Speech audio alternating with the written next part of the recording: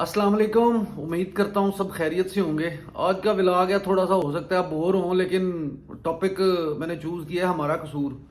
हमारा क्या कसूर है? हमारा कसूर ये है कि जनाब हमने जिनका आगे पीछे का कोई पता नहीं था उनको हमने लीडर बना के असम्बलियों में पहुंचा दिया है। बुजुर्ग कहते थे कि जनाब आप दोस्ती भी करो तो बंदा देख के और रंग नस्ल देख के इसके साथ दोस्ती करना। हम कहते थे अच्छा। और अब जो हालात हैं वो सियासत के, हमने उन लोगों को वोट दिए जिनका पता ही कोई नहीं था, जिनका आगे पीछे ही कोई नहीं था, जिनके दादा परदादा की रंग नस्ल का नहीं पता था।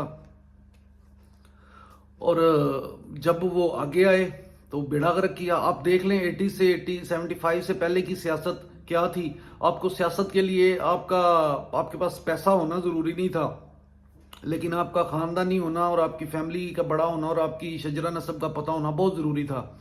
कि लोग पैसों को वोट नहीं देते थे, कहते थे ये ख़ानदानी चौधरी हैं, ये इसका दादा परदादा ऐसे ऐसे चुदराह में आ रहे हैं, तो लाई जाते थे। ये जब से कारोबारी शख्सियात ने इसको बिजनेस बनाया, क्योंकि हमने जो सियासत का मतलब पढ़ा है, जो हमने सीखा बाय ब्लड, जो जनरेशन टू जनरेशन आया, उसका मतलब है खिदमत।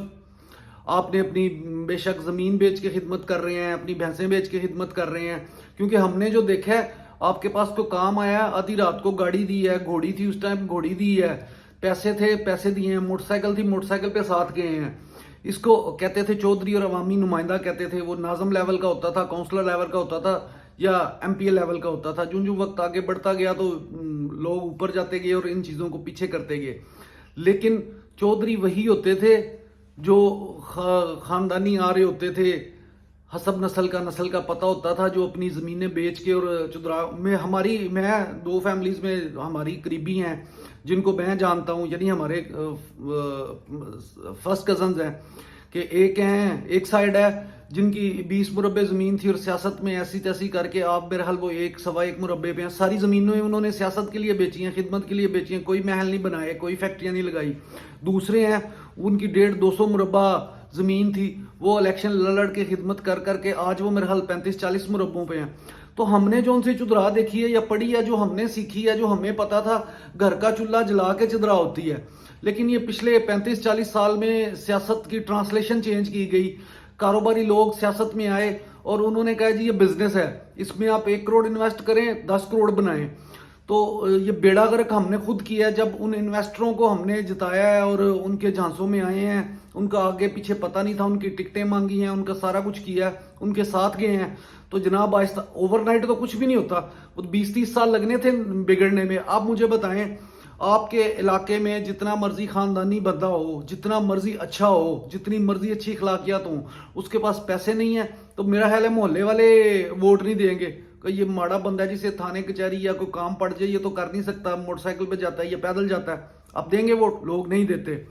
दूसरी तरफ आ जाए, सबसे लुच्चा लफंगा है, पैसा है, एक लैंड क्रूजर है, एक डाला पीछे गनमैन बैठे हैं, वो सिर्फ आप इसी चीज में उसे वोट्स दे देंगे या दिलवाएंगे अपने इलाके। जी हमारे घर आया था तो जनाब वो चाय पी के गया था, मुझे नाम से जानता है, तो जनाब उसके पीछे मैं आपको एक वाकया सुनाता हूँ।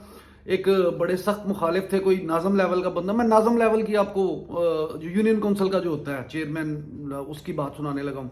वो बंदा नाराज था दूसरी पार्टी से, तो वो हर किसी को कहा जी मैंने वोट नहीं देने। मैंने इलेक्शनों से 4 दिन पहले वो जनाब जो बंदा था मुखालिफ जिसको वोट नहीं थे देने, वो 4-5 गाड़ियां लेके आया, लैंड क्रूजर साथ डाले, रात को उसके घर का दरवाजा नॉक किया। हाँ जी खैरियत है, चाय पीनी थी तुमसे जी। ये मैं जेन्युइन आपको स्टोरी सुना रहा हूँ। वो चाय पी है तो उसने कहा जी जाते हुए यार, उसका नाम लेके यार मेरे भाइयों मेरा ख्याल रखना। तो वो जो पिछली 1.5-2 महीने की कंपेन थी वो सारी जाया गई, इसी चीज में राजी हो गए जी। रात को मेरे घर आए थे इतनी गाड़ियों में, बड़ा जी मेरे से चाय पीने का उनका दिल कर रहा था, तो वो जनाब उसके सच इलेक्शन में अटैच हो गए। दूसरी तरफ जितना मर्जी शरीफ आदमी हूं, अब ये तो हमारी मेंटेलिटी है, हमें नेशन बनाया ही नहीं गया, हमारी सोच को दबा दिया गया है।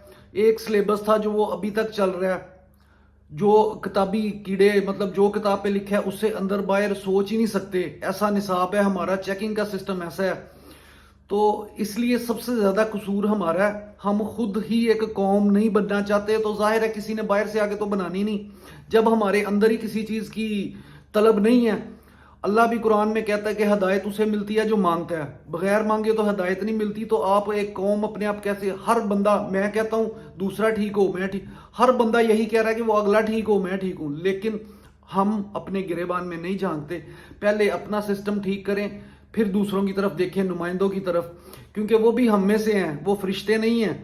وہ ہم میں سے اور آپ میں سے جس کے پاس چار پیسے چلے گئے وہ آگے کہ جب ہمارا کرائٹیریا ہوگا کہ ہم نے شرافت، لوگوں میں شرافت دیکھنی ہے، اچھے دیکھنی ہے، اس کا حسب نصب دیکھنا ہے اور پھر الیکٹ کرنا ہے، پھر سارے سسٹم ٹھیک ہو جائیں گے. پھر اوپر جون سا مرضی لیڈر آئے، جب تک ہم یہ ٹکٹ والی سیاست نہیں چھوڑیں گے، شخصی اس پہ جائیں گے، تو جو ووٹ لے کے محنت کر کے اوپر گیا ہوگا، جو عوام میں سے گیا ہوگا، وہ ڈاؤن ٹو ارتھ بھی ہوگا، اسے غم تکلیف کا پتہ بھی ہوگا. تو اس لیے سب سے پہلے ہم اپنا آپ ٹھیک کریں، انتخاب کرتے وقت لوگوں کو دیکھیں، اس کے بعد ہم کسی کو بلیم کریں. اس کے ساتھ اجازت دیجیے، اللہ حافظ، بہت شکریہ.